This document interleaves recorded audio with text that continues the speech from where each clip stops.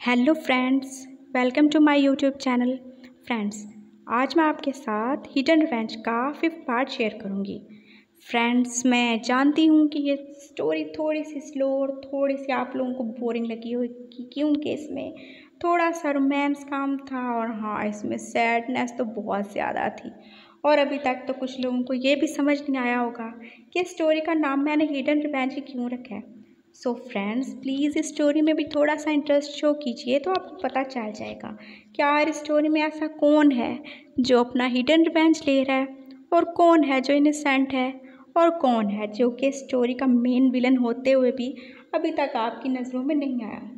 Friends, अब ये story भी थोड़ी फास्ट ही होगी क्योंकि बहुत ज़्यादा सैड बातें होंगी और आखिर हम कब तक रो दो सकते हैं, तो थोड़ा हैप्पी भी तो होना चाहिए लाइफ में, थोड़ा रोमांस, थोड़ी हैप्पीनेस भी तो होनी चाहिए।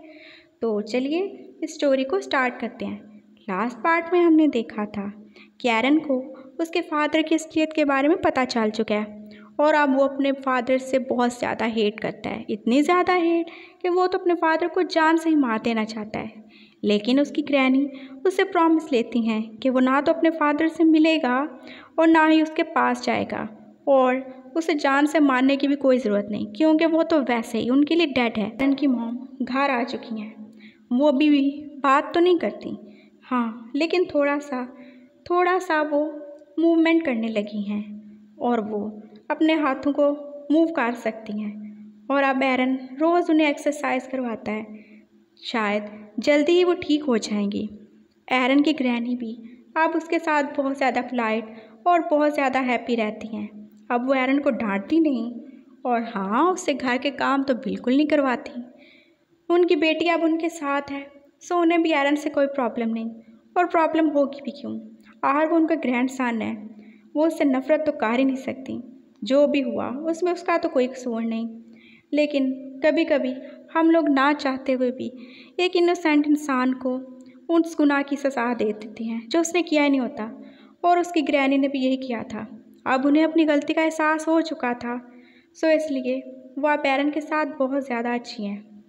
आज मंडे है और एरन अपनी यूनिवर्सिटी जाने के लिए रेडी हो रहा है, लेकिन एरन ने फील किया कि उसके लिप्स बहुत ज़्यादा दर्द कर रहे हैं। आखिर ऐसा क्या हुआ, वो सोचने लगता है। ग्रैनी, क्या हुआ है, मेरे होंठ बहुत ज़्यादा पेन कर रहे हैं। ग्रैनी, क्या आपने फिर से अंडा बना दिया था? अंडा?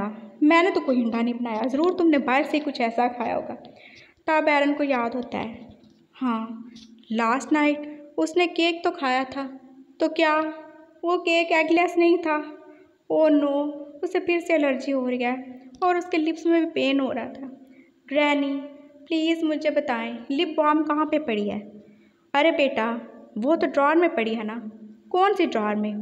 वो साथ ही अपनी बुक्स उठा रहा था और साथ ही ऊंची आवाज़ में ग्रैनी से पूछ रहा था। उसकी ग्रैनी किचन से बोली, अरे तुम्हारी साइड में जो, हाँ हाँ पता चल गया, साइड में। वो समझा ग्रैनी ने उसे बोला था कि उसके बेड की साइड ड्रॉर में पड़ी है, लेकिन उसने पूरी बात तो सुनी ही नहीं। ग्रैनी तो उसे ये कह रही थी कि लिप बाम तुम्हारी बेड के साइड में ड्रेसिंग पे पड़ा है, और उसने अचानक से ड्रॉर खोला और बिना देखे ही वहाँ से लिप बाम निकाल ली। और अब ये लिप बाम उसके साथ क्या करने वाली है ये तो वो खुद भी नहीं जानता। वो उसे अपनी पॉकेट में रख लेता है और जल्दी से बुक लेके बाहर आ जाता है। उसकी ग्रैनी ने उसको ब्रेकफास्ट सर्व किया। ग्रैनी प्लीज़, मेरे लिप्स में बहुत पेन हो रहा है, ओ गॉड मैं क्या करूं? तो तुम कोई मेडिसिन क्यों नहीं ले लेते? ग्रैनी, अभी मेडिसिन लेने का टाइम नहीं है, मुझे यूनिवर्सिटी जाना है और मैं बहुत ज़्यादा लेट हो रहा हूँ। उसने देखा उसकी मॉम भी वही चेयर पे बैठी हैं। वो उनकी तरफ देख के स्माइल करता है, गुड मॉर्निंग मॉम, आप कैसी हैं, ठीक है ना? वो अपनी मॉम को देख के स्माइल कर रहा था और उससे पूछ रहा था। उसकी मॉम भी थोड़ा सा सर हिलाती हैं। उसकी ग्रैनी कहती हैं, हाँ तुम्हारी मॉम ठीक है, आप जल्दी से ब्रेकफास्ट करो क्योंकि तुम यूनिवर्सिटी के लिए लेट हो रहे हो। हाँ हाँ ग्रैनी। उसने जल्दी से ब्रेकफास्ट किया और वो अपनी बाइक लेके अब यूनिवर्सिटी की तरफ जा रहा था। दूसरी तरफ ईवा अभी तक अपनी सैंडल्स के बीच में फंसी हुई थी। ओह गॉड, मैं ये सैंडल नहीं पहन के जा सकती। उसके डैड ने पूछा, क्या हुआ ईवा, तुम इतनी ज़्यादा टेंस क्यों? डैड देखें, ये सैंडल ये बिल्कुल भी अच्छी नहीं है। बट क्यों बेटा, ये तो कितनी अच्छी है और कितनी ब्यूटीफुल है। हाँ डैड, लेकिन मुझे हील्स पहननी है। हाँ तो तुम हील्स पहन लो, लेकिन डैड मैं उनमें कंफर्टेबल नहीं होती और मैं चल भी नहीं सकती, तो फिर तुम ये सैंडल पहन लो। बट डैड, आपको पता है सब लोग वहाँ पे मुझे बहुत ज़्यादा बुली करते हैं। बुली क्यों करते हैं, क्या हुआ? उसके डैड ने पूछा। डैड, क्योंकि मैं शॉर्ट हूँ ना इसलिए। तो इसमें क्या हुआ? क्या शॉर्ट लोग इंसान नहीं होते? और कौन तुम्हें बुली करता है? मुझे बताओ, मैं जाके तुम्हारी यूनिवर्सिटी के चांसलर से बात करूँगा। इट्स ओके डैड, अब वो सब मेरे फ्रेंड्स हैं, अब मैं उन्हें क्या बोलूँ। लेकिन हाँ, मुझे खुद को शॉर्टी कहलवाना बिल्कुल अच्छा नहीं लगता, इसलिए मुझे हील्स पहननी है।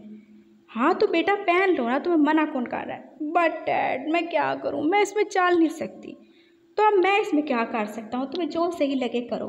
और हाँ, जल्दी से आ जाओ और ब्रेकफास्ट कर लो, तुम काफ़ी लेट हो चुकी हो। Okay dad. तब ईवा ने एकदम से जो भी हील उसके सामने आई उसने पहन ली थी, और वो लड़खड़ाते हुए चलते चलते टिक टिक करते अपने डैड के पास पहुंच चुकी थी।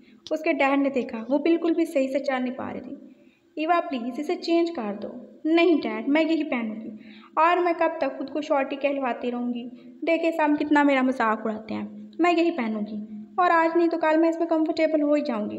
लेकिन मुझे कोई बुली करे ये मुझे बिल्कुल पसंद नहीं है। ओके, एज़ यू विश, अब बैठ जाओ। ईवा अभी ब्रेकफास्ट कर रही थी, तभी उसकी फ्रेंड सारा भी आ गई। हेलो ईवा, चलो यूनिवर्सिटी चलें। हाँ मैं थोड़ा सा ब्रेकफास्ट तो खा लूँ, मुझे खाने भी नहीं दोगी क्या? उसने खाना अपने मुंह में रखते हुए बोला। उफ ईवा, तुम्हें कब मैनर्स आएंगे? खाते हुए बोलते नहीं है, उसके डैड ने तंग आके कहा। इट्स ओके डैड, अब तो मैं इतना भी कर सकूँ, वो ऐसे ही बोल रही थी। उसके डैड ने सर पे हाथ मारा। उफ, ये लड़की क्या करेगी, पता नहीं कौन बेचारा होगा जिसके सर पे ये भूत जैसी लड़की सवार होगी। एकदम पागल लड़की है ये।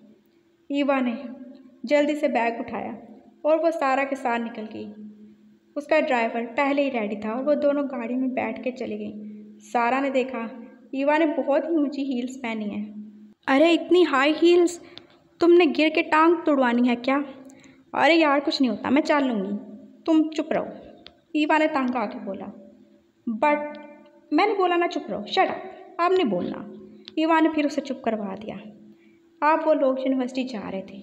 यूनिवर्सिटी के गेट पर पहुंच के ड्राइवर ने उन दोनों को गाड़ी से बाहर आने में हेल्प की। ईवा जो बहुत मुश्किल से चल रही थी, उसने देखा बहुत सारे लोग उसे देख के स्माइल कर रहे हैं, शायद वो दिल ही दिल में उसका मजाक उड़ा रहे हैं। मैं भी इनको चल के दिखाऊंगी। और ये लोग समझते क्या हैं?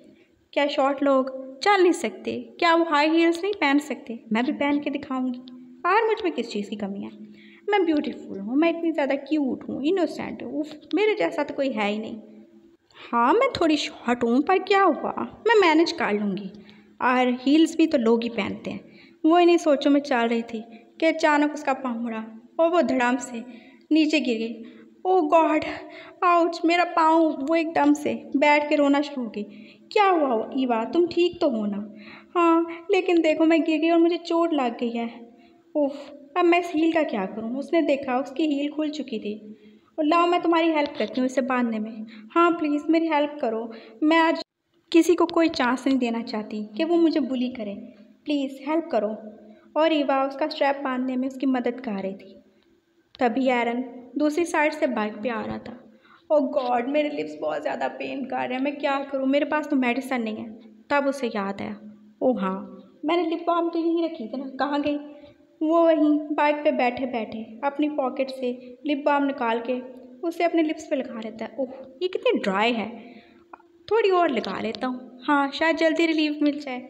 और उसने बहुत ज़्यादा लिप बाम अपने लिप्स पे लगा ली थी। शायद अब बेटर फील करूँ मैं। और उसने लिप बाम को वहीं से रख दिया। उफ, इसका टेस्ट कितना बुरा है, क्या ऐसी भी लिप बाम होती हैं, एकदम बकवास, वो दिल में सोच रहा था। तभी उसने देखा ईवा बिल्कुल रोड के बीच में ही बैठी है और वहाँ पे बहुत सारी बाइक्स और गाड़ियाँ गुजर रही हैं जो ज़्यादातर उन स्टूडेंट की थी जो यूनिवर्सिटी आ रहे थे, और वो अभी तक रास्ते में बैठी थी। उसने ईवा को रोकने की कोशिश की, वो बोलना चाहता था ईवा प्लीज़ साइड हट जाओ, देखो बहुत ज़्यादा ट्रैफिक आ रही है। लेकिन ये क्या, उसके तो होंठ ही खुल नहीं रहे थे। ये क्या हुआ, मैं बोल क्यों नहीं पा रहा? उसने एकदम से बोलने की कोशिश की।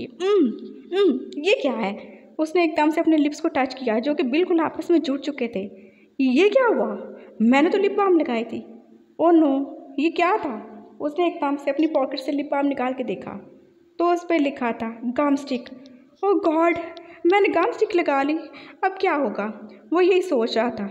उसने देखा पीछे से एक बाइक आ रही है और वो बस ईवा को हिट ही करने वाली है। अब वो बोल तो सकता नहीं था। वो जल्दी से अपनी बाइक से उतरा और दौड़ के ईवा की तरफ जाने लगा। वो बोलना चाहता था, ईवा प्लीज़ हट जाओ, लेकिन उसके मुंह से बस यही आवाज़ें निकलती, लेकिन नहीं, ईवा कहाँ सुनेगी। वो तो अपनी सैंडल में पिसी थी और सारा भी।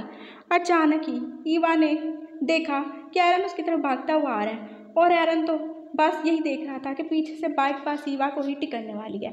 उसने जल्दी से बाइक के हिट करने से पहले ही ईवा को लेके वो एक साइड की तरफ मुड़ गया था और अपना बैलेंस ना होने की वजह से वो जैसे ईवा के ऊपर ही गिर गया था और वो दोनों रोल होते होते सड़क की साइड पर गिर गए थे। तब एरन ने देखा कि वो एकदम से ईवा के ऊपर ही तो गिर चुका है और ये क्या, उन दोनों के लिप्स एक साथ जुड़ चुके थे। ओ गॉड, ये क्या हो रहा है? उसने देखा कि उसके होंठों का ग्लू ईवा के होंठों से चिपक चुका है और उनके होंठ एक साथ चिपक चुके हैं। दोनों की आंखें एकदम शौक से बड़ी बड़ी हो गई।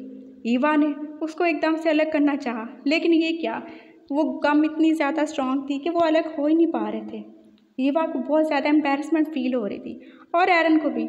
उन्होंने देखा कि बहुत सारे लोग इधर इकट्ठे हो गए थे और वो उनको देख के बहुत ज़्यादा स्माइल कर रहे थे और कुछ लोग तो बिल्कुल विस्पर कर रहे थे, ओहो ये क्या हो रहा है, लगता है यूनिवर्सिटी में कोई नया कपल बन रहा है। दूसरे ने कहा, हाँ हाँ, ये देखो फाइनली इस ब्रॉयलर चिकन ने हमारे कॉलेज के सबसे मस्त मलांग इंसान को पटा ही लिया।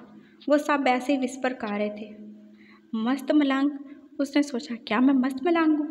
तभी अचानक से उनके एक टीचर वहाँ पे आ गए। व्हाट इज़ दिस नॉनसेंस, क्या हो रहा है ये सब? उन्होंने देखा कि एरन और ईवा अभी तक वहीं गिरे पड़े हैं। उन्होंने उन दोनों को उठाने में हेल्प की, लेकिन उनके लिप्स अभी तक जुड़े हुए थे। उनके टीचर ने भी आइज़ को मोड़ लिया।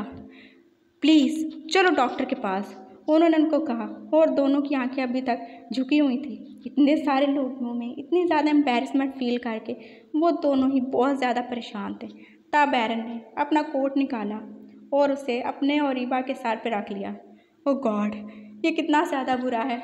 ओ गॉड, ये क्या हो रहा है मेरे साथ? वो यही सोच रहा था।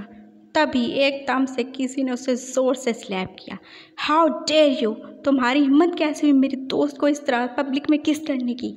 और वो कोई और नहीं सारा थी जो उसे खा जाने वाली नज़रों से देख रही थी, बिल्कुल ऐसे ही जैसे एक शेरनी अपने शिकार को देख रही होती है। एरन तो कुछ बोल ही नहीं पा रहा था। उसने देखा ईवा ने फिर से उसको स्लैप किया और ईवा के स्लैपिंग के चक्कर में, सॉरी ईवा नहीं, सारा के स्लैपिंग के चक्कर में वो एकदम से ईवा से अलग हो गया था। थैंक गॉड वो उससे अलग हो गया। वो बोलना चाहता था लेकिन अभी भी उसके खुद के लिप्स तो आपस में ही जुड़े हुए थे। तभी सारा ने एकदम से अपने बैग में से कुछ निकाला और उसे एरन के चेहरे पर स्प्रे कर दिया। ओह गॉड नहीं, नो प्लीज़, वो दिल में सोच रहा था ये क्या था। उसकी आंखें एकदम से जलना शुरू हो गईं। पेपर स्प्रे, उसने उस पर पेपर स्प्रे कर दिया। अब उसे बहुत ज़्यादा इस बात पे टेंशन हो रही थी कि आखिर उसने ईवा को बचाया क्यों। भाड़ में जाती ईवा। ओह नो, उसकी इतनी ज़्यादा इंसल्ट होगी और अब उसकी आंखें, ओह गॉड प्लीज़ सेव मी। वो एकदम से अपनी आंखों के ऊपर हाथ रख के रोने लगा था। तब शायद किसी को उस पर तरस आ गया और उसने कहा, ओह इसने तो जानबूझ के कुछ नहीं किया, शायद ये उस लड़की को बचाना चाहता था और देखो बेचारा बोल ही नहीं पा रहा था। और तभी एरन ने बहुत मुश्किल से अपनी पॉकेट से वो गम स्टिक निकाली और उसे ईवा के आगे काट दिया। ईवा ने देखा कि वो गम स्टिक थी। वो भी कुछ समझ नहीं पा रही थी क्योंकि वो खुद शॉक में थी। तब एरन ने उसके इशारे से बताया कि कैसे उसने गम स्टिक को लिप बाम समझ के अपने होंठों पे लगा लिया था और ये सारा कांड हो गया था। अब ईवा को बहुत ज़्यादा बुरा लग रहा था। वो सब उसे लेके डॉक्टर के पास गए। डॉक्टर ने उसकी आइज़ को वॉश किया और अब सारा को भी बहुत ज़्यादा रिग्रेट फील हो रहा था कि उसने बिना सच्चाई जाने ही क्यों उस पर स्प्रे कर दिया। वो उससे सॉरी कहना चाहती थी लेकिन अभी तक एरन की आंखें खुल ही नहीं रही थी। डॉक्टर ने उसकी आइज़ को वॉश किया और उस पर पट्टी लगा दी। वो पेपर स्प्रे बहुत ज़्यादा स्ट्रॉन्ग था। तुम्हें 2 दिन के लिए अपनी आंखों को ऐसे ही रखना होगा। वरना यह तुम्हारे लिए बहुत बुरा होगा, डॉक्टर ने उसे बताया। वो अभी तक बेड पे बैठा हुआ था। ओके डॉक्टर, अब वो बोल रहा था बहुत आहिस्ता आहिस्ता से। ईवा बिल्कुल उसके बेड के साथ ही खड़ी थी। वो उसको सॉरी बोलना चाहती थी क्योंकि वो अब जान चुकी थी कि एरन ने कुछ भी जानबूझ के नहीं किया। जो भी हुआ वो बस एक एक्सीडेंट था। और सारा भी बहुत ज़्यादा परेशान थी। क्या हर उसने एरन के साथ क्या कर दिया? अगर वो ब्लाइंड हो गया तो क्या होगा? Oh no please, oh God please उसकी आइज़ को ठीक रखना। वो दिल ही दिल में प्रे कर रही थी। तभी डेविड अंकल रूम में दाखिल हुए, लेकिन वो इतने ज़्यादा आहिस्ता से दाखिल हुए थे कि किसी को उनकी आवाज़ नहीं आई। वो जाके ईवा की साइड में खड़े हो गए। अब ईवा ने एरन की तरफ देख के बोलना शुरू किया। एरन आई एम सॉरी, मैंने ये सब जानबूझ के नहीं किया और प्लीज़ तुम सारा को भी माफ़ कर दो। उसने जानबूझ के कुछ भी नहीं किया, वो बस मुझे प्रोटेक्ट कर रही थी। उसको लगा कि तुम इट्स ओके, कोई बात नहीं। एरन ने उसे मज़ीद कुछ कहने नहीं दिया। अच्छा देखो, उसने हाथ आगे किया, मैं तुम्हारे लिए क्या लाई हूँ? क्या लाई हो? अब कुछ देने को बाकी रह गया है। एरन ने एकदम से दुखी आवाज़ में कहा। अरे हाँ, तुम तो देख ही नहीं सकते, तुम क्या देखोगे? मैं तुम्हारे लिए चॉकलेट लाई हूँ। तुम्हें चॉकलेट पसंद होंगी? हाँ, चॉकलेट पसंद है, एरन ने दिल में कहा। उसने हाथ आगे बढ़ाया, लेकिन ये क्या? उसने ईवा की बजाय डेविड अंकल का हाथ पकड़ लिया था और ईवा उसको हैरानी से देख रही थी, लेकिन उसने बोला कुछ नहीं। तभी उसके दिमाग में एक शैतानी आइडिया आ रहा था, क्यों ना एरन के साथ कोई प्रैंक किया जाए। और डेविड अंकल भी बस खामोशी से एरन को देख रहे थे। उनके चेहरे पे भी स्माइल थी। तब एरन ने जब उनका हाथ पकड़ा तो बोला, अरे ईवा, ये तुम्हारे हाथ एकदम से इतने बड़े बड़े कैसे हो गए? तुम मर्द बन गई हो क्या? ये एकदम से तुम्हें क्या हो गया? और तभी ईवा दिल ही दिल में स्माइल कर रही थी बहुत ज़्यादा। तब एरन ने एकदम से डेविड अंकल के हाथों को आगे से प्रेस करना शुरू कर दिया। ओ ईवा, ये एकदम से तुम्हें क्या हो गया है? लगता है तुमने अपना जेंडर चेंज करवा लिया है। ये एकदम से तुम इतनी बड़ी कैसे हो गई हो? वो ऐसे ही अब डेविड के हाथों से अब उसकी बैरी पे आ चुका था और उसको टच कर रहा था और उसके एक्सप्रेशन एकदम से अजीब से होते जा रहे थे। ओ गॉड ईवा, ये तुम्हें क्या हो गया? अब वो आहिस्ता आहिस्ता डेविड की चेस्ट पे आ रहा था। ओ नो, तुम तो एकदम से आदमी बन चुकी हो। इससे पहले कि एरन मज़ीद कुछ बकवास करता, ईवा ने बोला, शट अप, क्या बोले जा रहे हो नॉनसेंस? ये मैं नहीं हूँ, बल्कि तुम अपने अंकल को कब से टच किए जा रहे हो? क्या अंकल को? वो एकदम से हाथ उसने पीछे हटा लिया। आई एम सॉरी, मुझे लगा कि ये तुम हो। हाँ मैं हूँ। मैं कैसे हो सकती हूँ? क्या मैं तुम्हें आदमी नज़र आती हूँ? और तुमने कहा मेरे हाथों को देख लिया, जो तुम्हें पता मेरे हाथ छोटे हैं या बड़े हैं? और ये तुम क्या सोच रहे थे और क्या मुझे बोल रहे थे? वो एकदम से गुस्से में आ गया। आई एम सॉरी, मैं तो बस यही कह रहा था कि अभी तो तुम एक लड़की से एक आदमी कैसे बन गई? मैं बहुत ज़्यादा परेशान हो गया था। क्या हर इतनी जल्दी किसी का जेंडर कैसे चेंज हो सकता है? ओह, मैं कितना इनोसेंट हूँ। वो ऐसे ही बोल रहा था। इनोसेंट नहीं, तुम एकदम फूल हो। ये बात गुस्से से पाँव पटकती वहाँ से जा रही थी और सारा भी आई एम सॉरी कह के उसके पीछे चली गई। तब डेविड अंकल वहाँ पे खड़े होकर स्माइल कर रहे थे। ओह गॉड एरन, तुम कितने ज़्यादा फ़नी हो। मैंने तो आज तक तुम्हारी ये साइड देखी ही नहीं। वो भी अब स्माइल कर रहे थे और एरन एक बार फिर से एम्बेरस हो गया था। Oh no. अब डेविड अंकल उसे अपने साथ घर ले गए। ग्रैंड ने देखा कि एरन के होंठों पे कलर लगा है और उसकी आंखों में पट्टी बंधी है। अरे एरन, ये क्या हुआ? और ये तुमने लिपस्टिक लगाना कब से शुरू कर दी? ग्रैनी उससे पूछ रही थी। ग्रैनी प्लीज़ चुप हो जाए, ये लिपस्टिक नहीं है। अरे ये तो लिपस्टिक ही है। उन्होंने आके उसके लिप्स को टच किया तो उनके हाथों पर रेड कलर आ गया। लिपस्टिक, उसे याद आया। ओह नो, ये लिपस्टिक ज़रूर उसी की होगी। ओह, मैंने अपने लिप्स को क्लीन क्यों नहीं किया? वो फिर से सोच रहा था। क्या हुआ एरन? मुझे नहीं पता था कि तुम्हें इस तरह से गर्ल्स वाले शौक भी हैं। डेविड अंकल उसे देख के स्माइल कर रहे थे क्योंकि वो तो सब जानते थे। अब एरन की टांग खींच रहे थे। अंकल प्लीज़, अब आप भी शुरू मत हो जाइएगा, आप तो जानते हैं ये सब कैसे हुआ। और फिर अंकल ने बोला, हाँ ठीक है, चलो मैं तुम्हें तुम्हारे रूम में छोड़ देता हूँ और अब प्लीज़ तुम 2 दिन के लिए बिल्कुल रेस्ट करना। तुम्हें यूनिवर्सिटी जाने की कोई ज़रूरत नहीं है। बट अंकल, बहुत जल्द मेरे एग्ज़ाम्स होने वाले हैं, अब मैं क्या करूँगा? मेरी स्टडीज़ का कितना ज़्यादा लॉस हो जाएगा। वो परेशान होकर बोल रहा था। कोई लॉस नहीं होगा, मैं हूँ ना, मैं सब ठीक कर दूँगा, तुम बस परेशान ना हो। डेविड अंकल ने उसे तसल्ली दी और उसे उसके रूम में छोड़ आए। अब एरन सोच रहा था आज सारे दिन के बारे में। आज का दिन ही मनहूस था। पता नहीं सुबह सुबह मैंने किसकी मनहूस शक्ल देख रही हूँ, सोच रहा था। हाँ, मनहूस शक्ल उसी की, उस ईवा की। वो शॉर्टी, वो कैट, एकदम से कितनी ज़्यादा रूड है वो। मैंने उसकी हेल्प की और उसकी फ्रेंड ने क्या किया, वो तो आज मुझे ब्लाइंड करके ही छोड़ती। वो दिल ही दिन में सोच रहा था। और दूसरी साइड पे ईवा भी अपने घर आ चुकी थी। वो भी एरन के बारे में सोच रही थी। ओह यूजलेस बॉय, काश उसने ये सब नहीं किया होता। कितनी ज़्यादा एम्बैरेसमेंट हुई मुझे सबके सामने। पर यार वो कितना ज़्यादा क्यूट लग रहा था जब उसने मुझे तो उसने टच नहीं किया, और मैं उसके बारे में इतना कैसे सोच रही हूँ। वो एकदम से जैसे ख्यालों की दुनिया से आई। वो तो अपने डेविड अंकल को टच कर रहा था और उसे लगा कि वो मैं हूँ। ओ गॉड, मेरा भी दिमाग पता नहीं क्या क्या सोच रहा है। मैं पागल हो रही हूँ, मुझे रेस्ट करना चाहिए। मैं उसके बारे में नहीं सोचना चाहती। हाँ, मुझे नहीं सोचना। मैं कोई फारग थोड़ी हूँ जिसके बारे में सोचूं। चलो ईवा, आप रेस्ट कर लो, नहीं तो तुम सच में पागल ही होने वाली हो।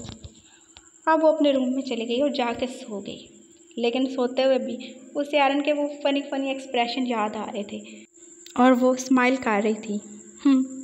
हाँ, यूज़लेस तो है लेकिन क्यूट भी तो है। कितना ज़्यादा क्यूट है ना वो।